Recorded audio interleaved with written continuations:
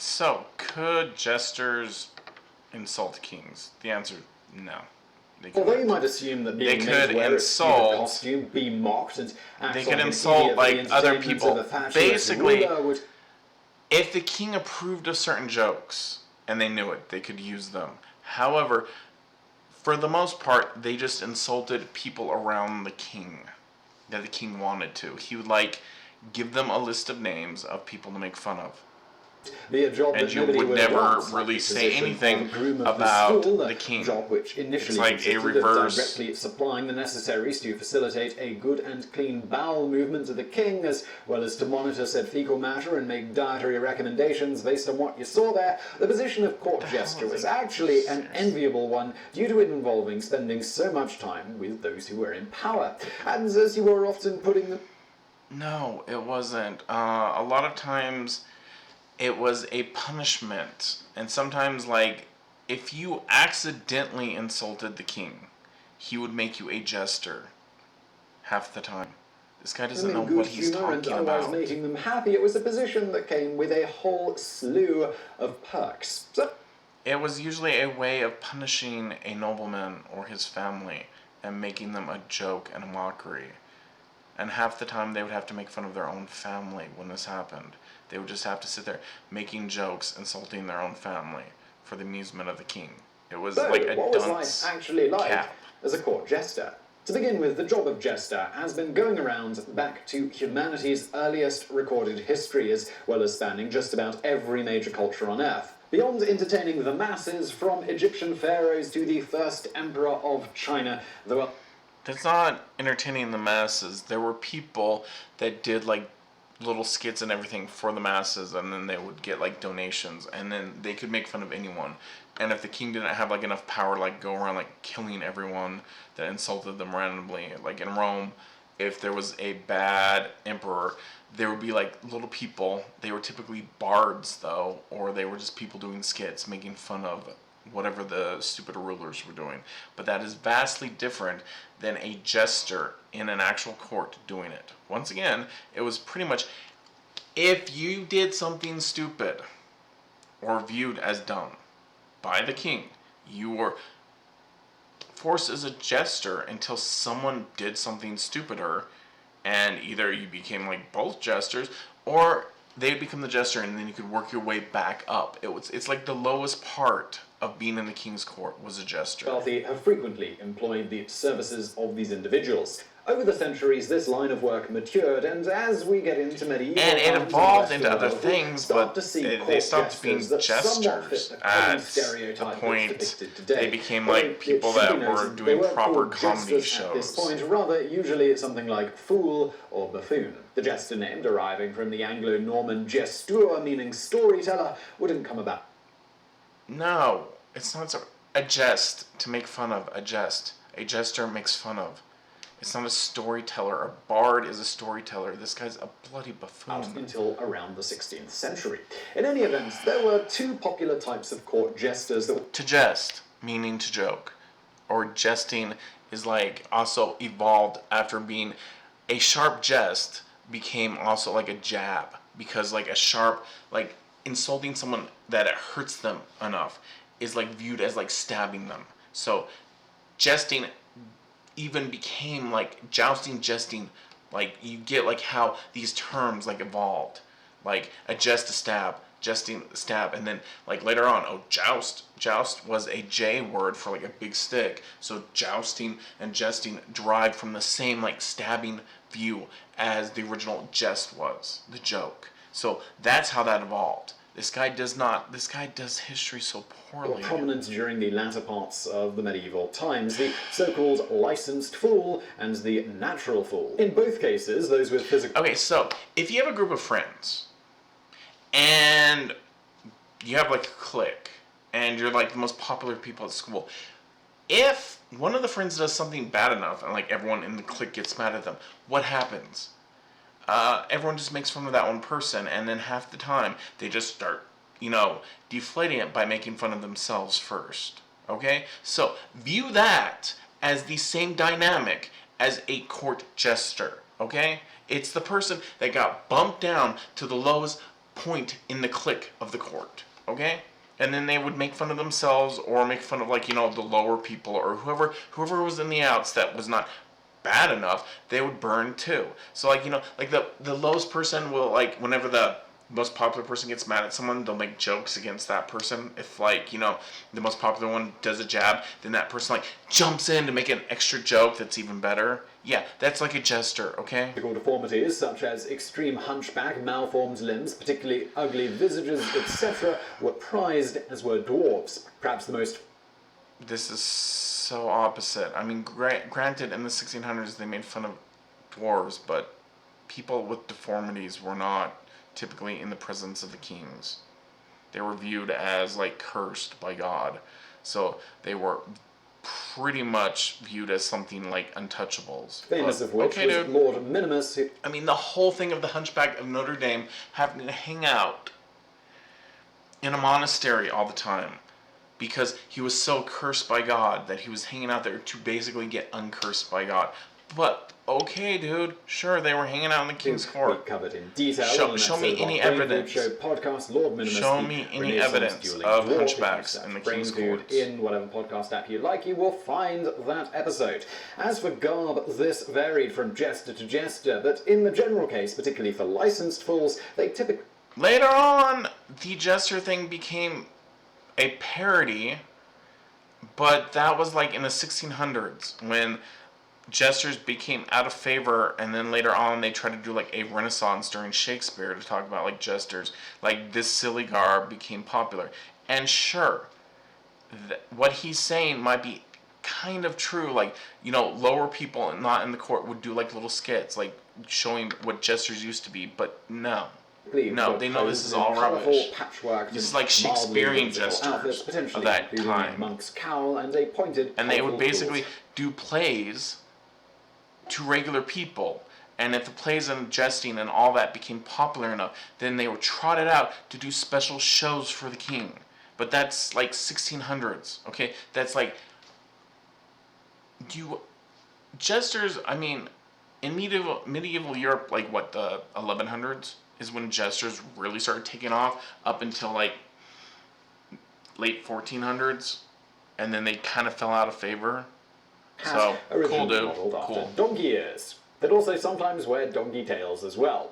As for the job description, it was surprisingly diverse. That's completely different than jesters, but whatever, dude. Who's their patron, basically any time they wanted and in any way that said role wanted. This could be with some banter, performing a drama, reciting poetry, or... He's literally talking about bards, and bards. Storytellers, they sung, they usually told like epics. Stories, singing songs, performing acrobatics, they had nothing to do with jesters. They were not told to perform directly at banquets and the like. They were likewise frequent companions.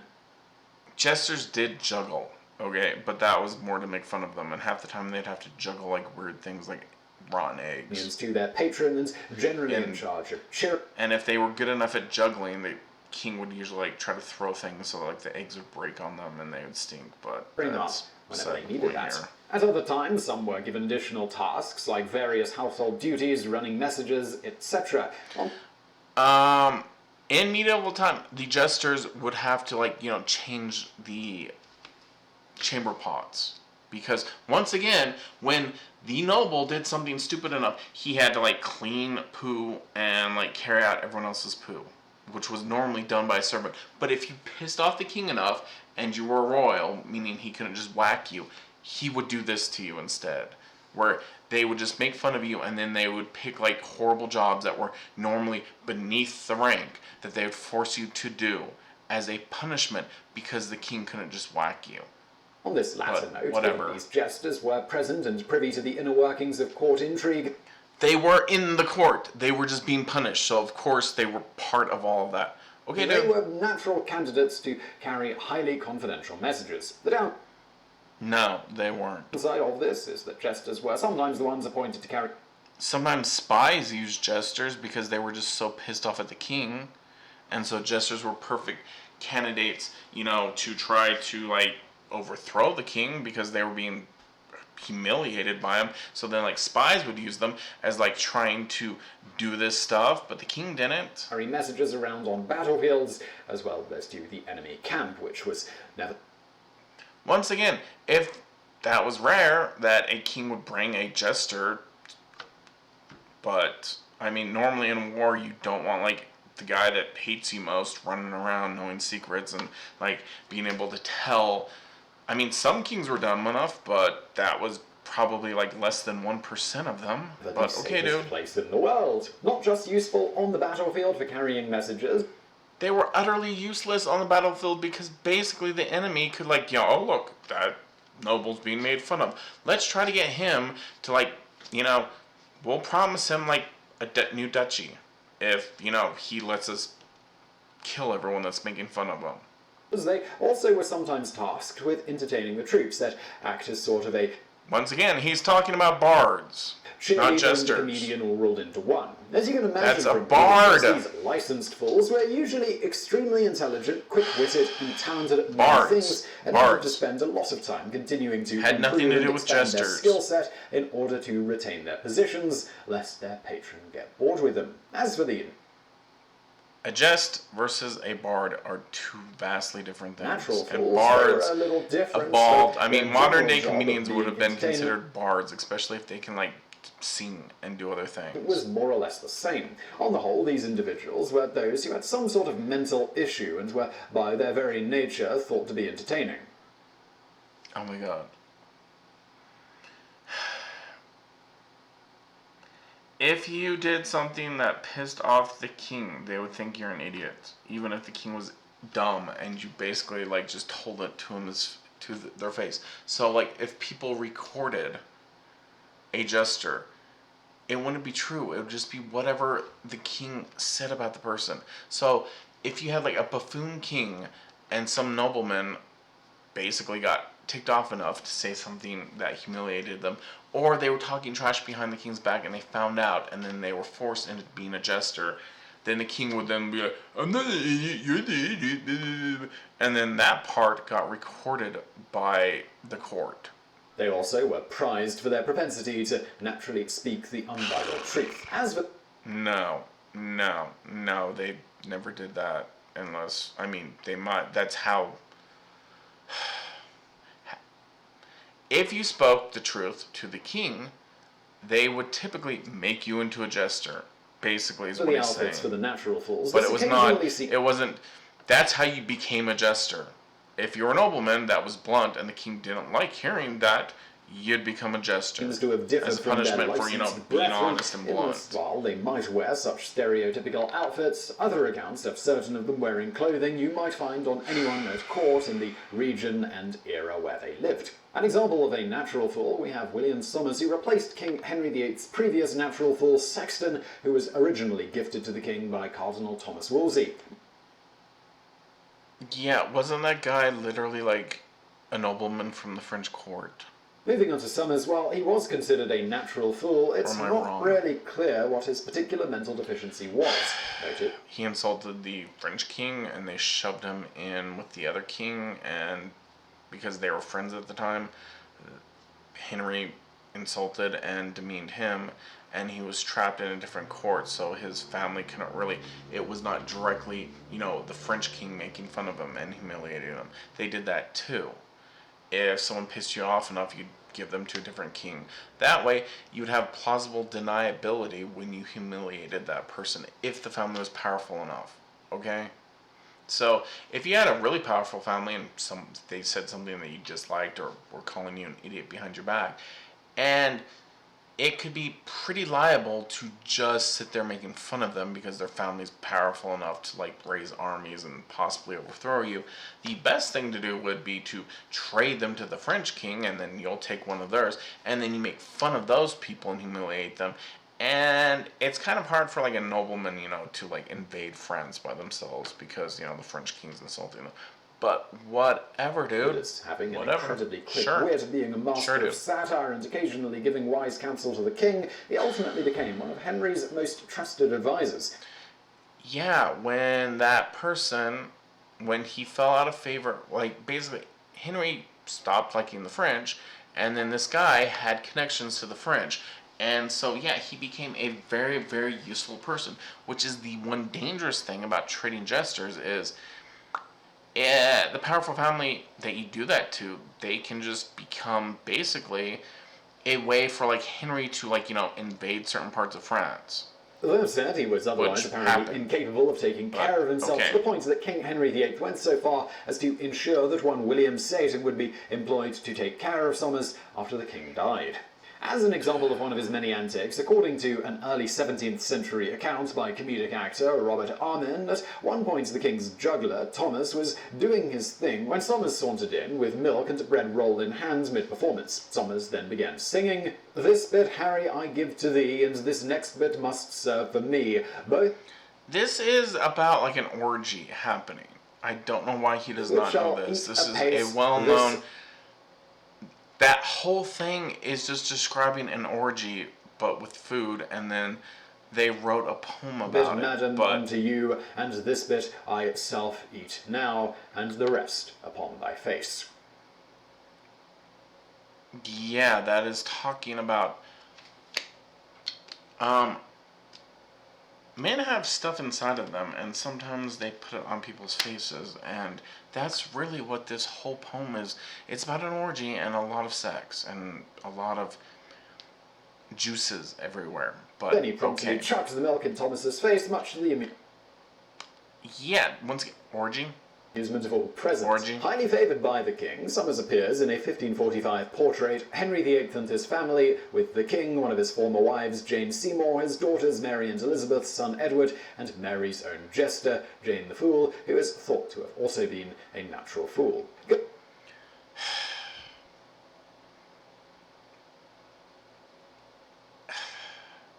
A lot of times, the smartest person at court was forced to be a jester because the kings were not that smart, and they were emasculated by someone who should have basically been the king, and then they were forced as a fool.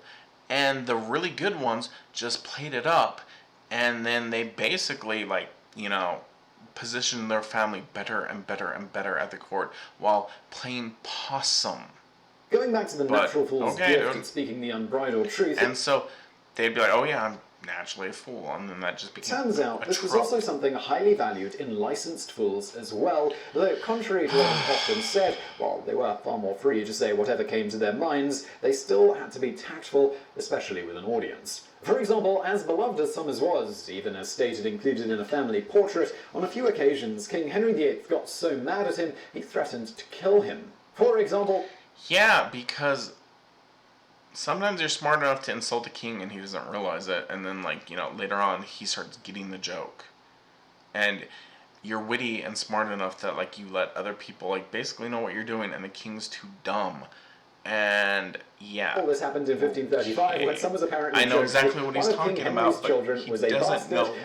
which perhaps cut a little close to home. In another case, we have the famed jester Triboulet, who served under King Louis XII and Francis I. French poet Jean Moreau described Triboulet as a fool with an unsightly head, as wise at 30 as on the day he was born, with a small forehead.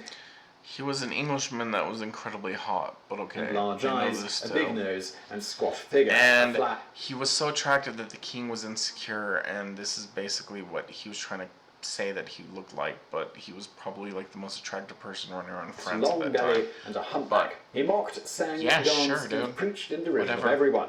He was so famous that a few characters in literature have been based on him, most notably in Victor Hugo's Le Roi s'amuse. It is nonetheless reported his particular brand of satire didn't exactly make him popular among the court. Indeed, that was to the point that he was apparently frequently beaten by those that he'd offended. Legend has it, whether truth or not. Oh wow. Okay, so he was one of the most popular people with the ladies at court. And so you can just let your mind run wild and rampant about what all these euphemisms are. It is impossible to tell. This led to an exchange between himself and King Francis, in which he told the king one of the members of the court had threatened to kill him. He slept with the king's wife. The king purportedly replied to this, "If he does, I will hang him a court..." And he denied it, and then the king did threaten that, but he had already slept with the wife, so okay. Of an hour afterwards, to which Triboulet supposedly quipped, "Ah, sire, couldn't you contrive to hang him a quarter of an hour previously?" In another famed instance, he angered the king by making fun of the queen, whereupon his execution was ordered. Okay. He made a joke that sounded like that, but it was a euphemism for, like, I think the noise she made when Bam Chicka Bow Wow was happening. However, legend has it that given his years of good service... No, the king tried to execute him, and his family basically threatened to, like, they had, I'm pretty sure, like, what England had, what was it, Provence at that time? As he was given could, leave like, to choose the invade manner of his and take the death. court. As thinking it over, Triboulet reportedly told the king, "Good sir, for Saint Matouche's and Saint Pansard's sake, pay..." Triboulet is a euphemism for trebuchet, but okay. Triboulet was one of the best ways of, like, breaking down walls at that time, and instead of, like, doing it with, like, a physical thing, he did it versus his tongue and his prowess as a man. Like, basically, if you really need it bluntly, his penis broke down the walls, and, like, he slept with, like, all these women at court, and then later on his family took France, and then, you know, they stopped being English and became French, and intermarried with the court. But okay, Patrons of insanity someone does not know accused to die history. from old age. This so amused the king that he just had Triboulet banished instead of killing him. All that said, He did try to have him banished, and then later on, I can't remember if it's Triboulet or, like, his son. I think it was his son because, yeah, it was his son, and that was the bastard king of France. a good jester was expected to help their master see folly in any plans they were making or actions they were going to take, just if one wanted to keep their position and potentially... And he's not known as the bastard king, he just became king, and the king was too stupid to know it, and the king got poisoned. Hilarious and way. That's On top of how all that of this, one a ended. lesser talked about duty of jesters that is somewhat glossed over in modern pop culture is that they were sometimes the ones tasked with breaking bad news to their master, seeing as they could do so humorously and with somewhat lesser fear of retribution. For example, in the 14th century, legend has it that King Philip VI of France was given the news that his fleet was destroyed by the English in the Battle of Sluis by his jester, who burst in on the king saying, "The coward English, the dastard English, the faint-hearted English." The king then responded, "Why do you abuse them?" To which the jester supposedly stated, "Because they would not jump out of their ships into the sea, as our brave Frenchmen did." Moving on to compensation for their many services, this varied. In some cases, we have account... Yeah, the king lost the military service, and the guy who was the jester still had his military. And he basically was stating that without his family support, they can just burst in and take the throne. So he better start being a puppet king. And yeah, you can just of jesters figure out the being rest given a regular yourself. stipend, and in other cases they had no official salary. However, at the least, court jesters were exceptionally well taken care of with regards to their Because they day-to-day were needs, such as rich. food, shelter, They were just clothing, rich etc., noblemen. and were often rewarded for particularly good bouts of entertainment by those among the wealthy they were entertaining. This could potentially mean gifts of land, titles... They already had etc. those. For They example, already there is had a record of those. King Henry II awarding 30 acres of land to a jester by the name of Roland de Patois. Because the family was too powerful. Okay? And the jester's family, you know, like, basically, yeah, that's how the king tried to punish family, and sometimes it blew up in his face, and he'd have to bribe the jester and his family to not overthrow him.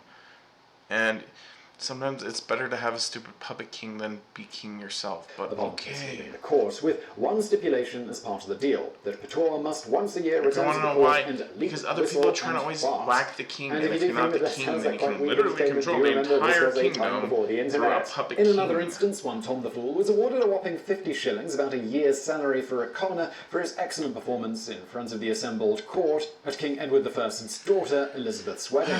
Further, many jesters were able to parlay their roles as fools into great wealth by using their position at the king's side to secure lucrative deals and jobs for family and friends, something the aforementioned Summers is And I've reputed already to have explained done for his why uncle, that who works, fell into but financial okay. ruin and was only saved This when guy's too Summers managed stupid to secure realize a deal that for him with the king. a As for fool female doesn't do jesters, this. they seem to have enjoyed all the same perks as their male counterparts, even relatively free to insult the men of power around them with a level of impunity, though, again... Yeah, those were called the king's mistresses. And the queen might have called them jesters, but those were just the king's mistresses. Tactfully. As such, the job of And they fool did is not noted by have to do it historians as being one of the tactfully. few career options held by And they men that dressed was also however they completely open to chose. women, with no real associated stigma, nor much of a difference in job responsibilities. One of the Yeah, if you're the king's mistress, you have a lot of power. more famous jesters was a legendary woman known as Martha the Fool, who served in the courts of Henry III and IV, as well as Louis XIII in the 17th century.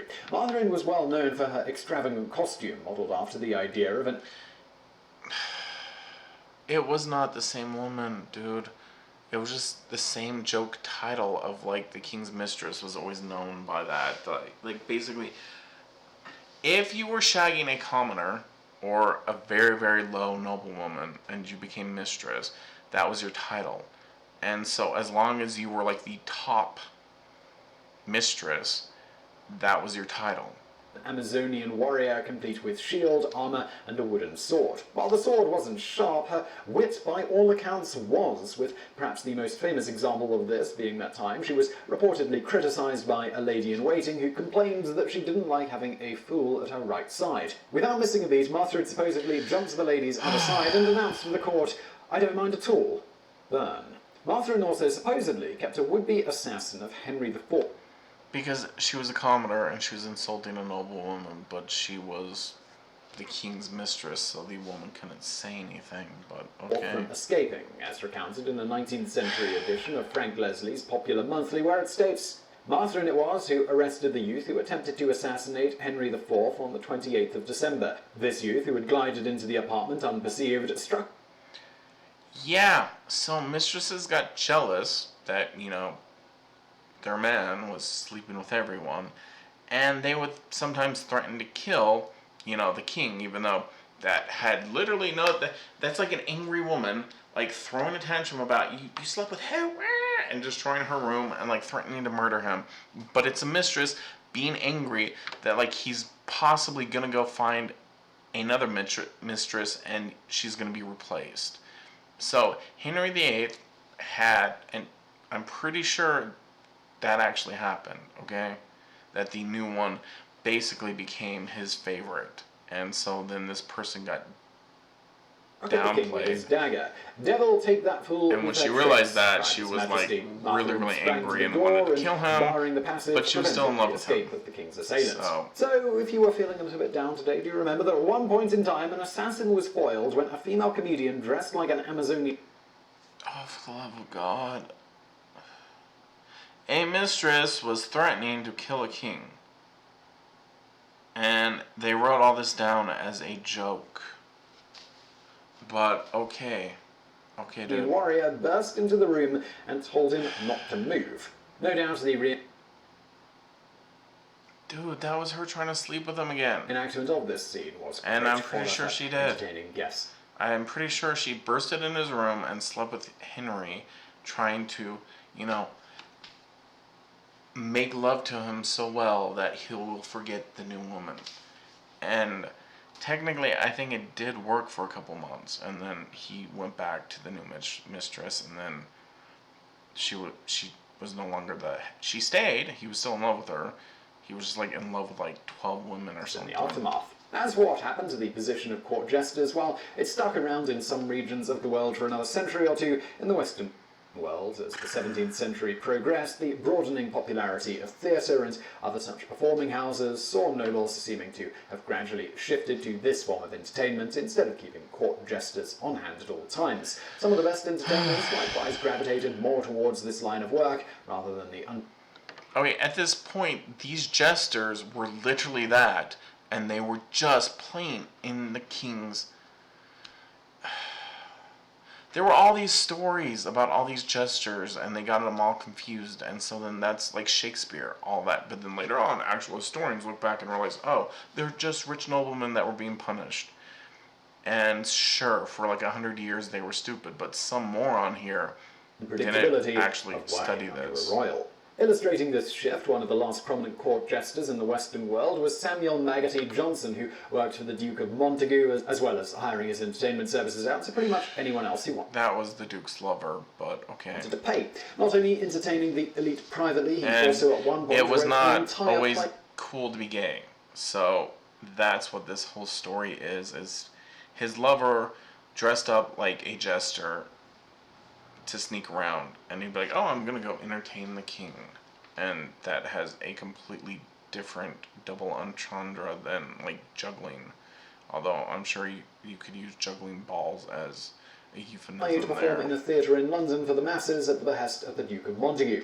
Noteworthy of this play is that it was universally considered incredibly awful, but nonetheless had a fairly successful run, apparently being something of an 18th century version of The Room in being so awful that it's actually amazing. Yeah, so the king, because this was going on and he found it funny, would try to get this guy to actually be a jester. And he was pretty good at it. And so it was a running joke to people who knew it and to people who didn't realize that he was just the lover of the Duke. It was just some weird jester roaming around. And he was a commoner, but the Duke and him were in love. Okay, that's As one commentator noted of the play, the extraordinary drama of Harlow Thrumbo was the talk and admiration of the town. A more curious or more insane production has seldom issued from human pen. A human pen is a euphemism there too. Okay? A human pen. What is a human pen? That's about, the Duke being a bottom, basically, but okay. Further demonstrating his sense of humour, when Maggotty died at 82, he requested his friends remove his body from the churchyard after burial because he would be buried too close to a woman, Hannah Bailey, he had frequently quarrelled with. No, that was his actual wife, and he wanted to be buried with the Duke. And so, when he died, he and his wife were laid down, and then he was dug up, and he was buried with the Duke later on. In secret. Okay. The problem with this was, according to Maggotty, that on the day of resurrection, this would no doubt see the two of them fighting over whose leg bone was whose. Instead, he asked to be reburied in a tomb in what is today called Maggotty Wood. The tomb was one he originally had made for his lady love, a servant of his who attended to him for much of his life. The location of the tomb was her favourite spot in the woods. So I really hope you found that video interesting. I found that video incredibly misinforming, though hopefully anyone who watches my fix of it will find it entertaining. So, God bless, take care. And most people who are telling you history on YouTube don't know what they're talking about, so question it. Really question videos, because this is just so off. And this person is the biggest person that does history, and it's a 50-50 shot. He's either half the time completely dead on almost, or utterly garbage. And I don't get it, other than he's lazy and he does not actually research, and he hires other people, and some of the people are sus. Okay, I'm just gonna say that this is just utterly wrong. Anyways, God bless, take care.